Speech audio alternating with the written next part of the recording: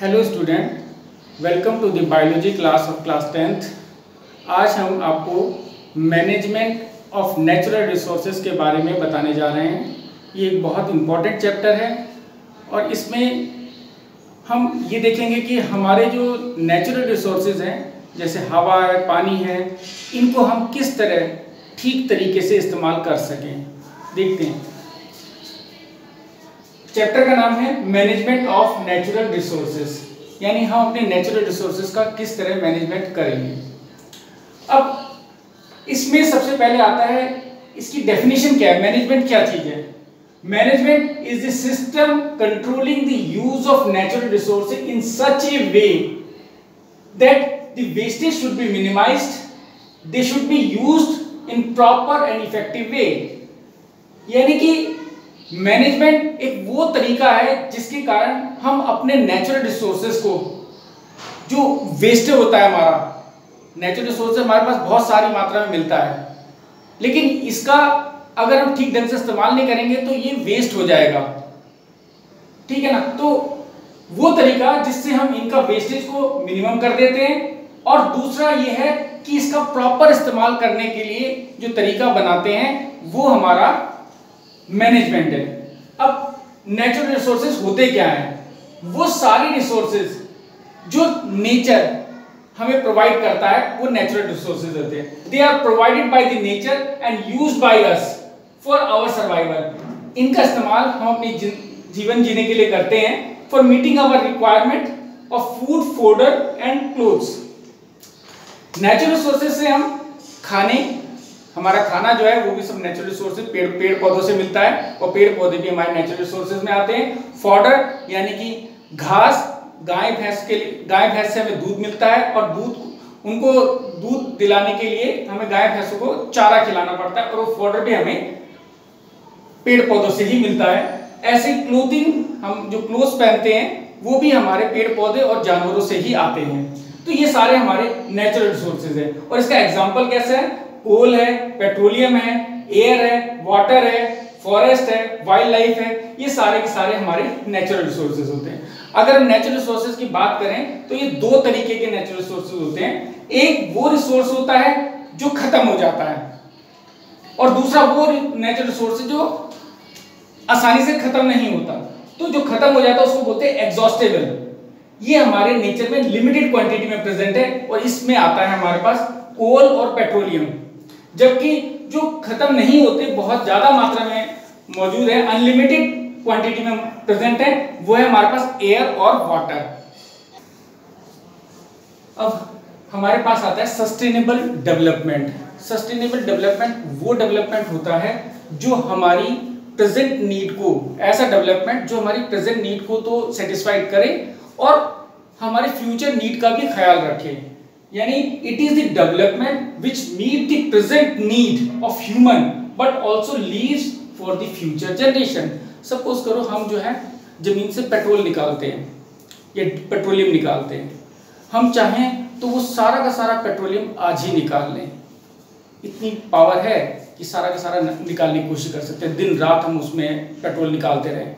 तो इससे क्या होगा? मार्केट में बहुत सारा पेट्रोल आ जाएगा, और जब बहुत सारा पेट्रोल आ जाएगा तो पेट्रोल की कीमत कम हो जाएगी, और जब पेट्रोल की कीमत कम हो जाएगी तो क्या होगा? लोग उसका इस्तेमाल बहुत बुरी तरह करेंगे। कोई उसको मतलब फ्यूल के रूप में इस्तेमाल करने लगेगा, उससे लकड़ियां जलाने लगेगा, जैसे केरोसिन से लकड़ियां जलाते थे, ठीक है। तो ये सब इस्तेमाल करने लगेगा, जिससे कि वो पेट्रोलियम हमारी जमीन से पूरी तरह खत्म हो जाएगा। पेट्रोल को बनने में 1 मिलियन साल लग जाता है।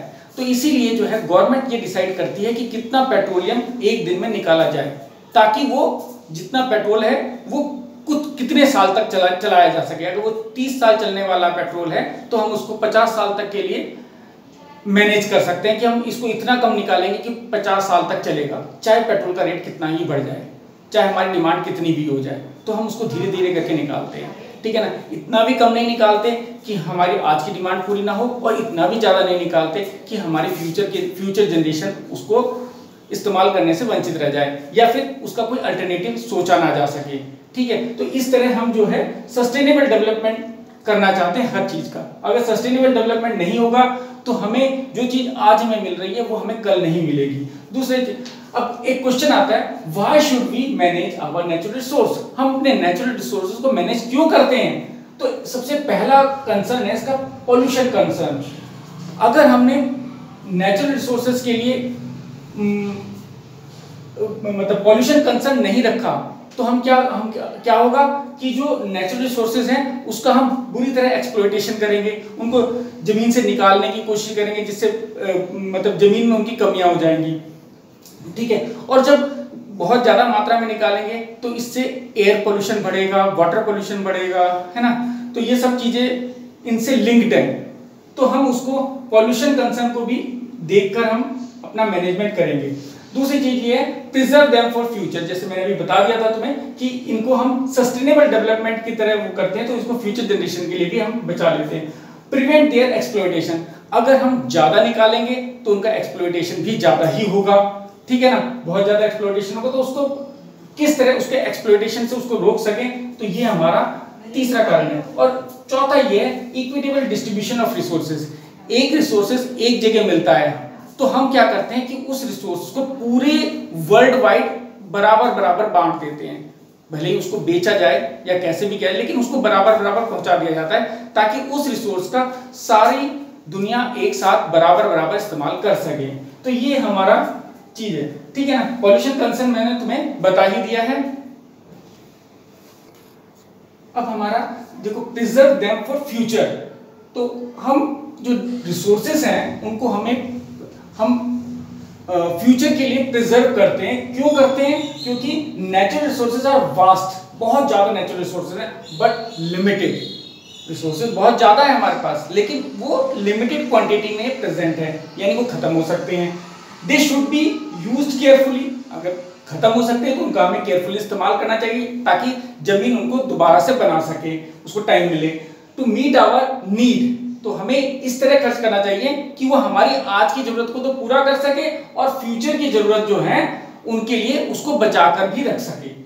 अब अगला आता है एक्सप्लॉयटेशन। एक्सप्लॉयटेशन मतलब उसका बर्बादी, ठीक है ना। अगर मैंने तुम्हें बताया था कि अगर नेचुरल रिसोर्सेज बहुत ज्यादा निकाल लिए जाते हैं तो उनसे हमें शॉर्ट टर्म यानी अभी तो फायदा हो जाएगा, अभी तो पेट्रोल बहुत सस्ता हो जाएगा या बहुत जो चीजें हम एक्सप्लॉइट करेंगे बहुत सस्ती मिलेंगी, लेकिन फ्यूचर जनरेशन के लिए वो गायब हो जाएंगी। तो ठीक है, तो ये सब चीज होती है। If we don't manage the resources they are exploited for short term benefit. ये शॉर्ट टर्म बेनिफिट मतलब क्या है? अभी के लिए तो बेनिफिट है वो, but management makes them to meet long term benefit. तो मैनेजमेंट होने का उसको लॉन्ग टर्म बेनिफिट उसका हो सकता है, किस तरह होगा? सस्टेनेबल डेवलपमेंट के थ्रू हो जाएगा, ठीक है ना। इसके साथ लास्ट पॉइंट इसका है इक्विटेबल डिस्ट्रीब्यूशन, यानी कि जो भी रिसोर्सेज हैं उसको प्रॉपर बराबर से हर किसी में बांटना हमारा एक मैनेजमेंट का ही पार्ट है, जो हम मैनेजमेंट के थ्रू उसको बराबर बांट सकते हैं। इस तरह बच्चों हम ये वाला टॉपिक यहीं पर खत्म करते हैं, नेक्स्ट टॉपिक में फिर मिलेंगे। Thank you.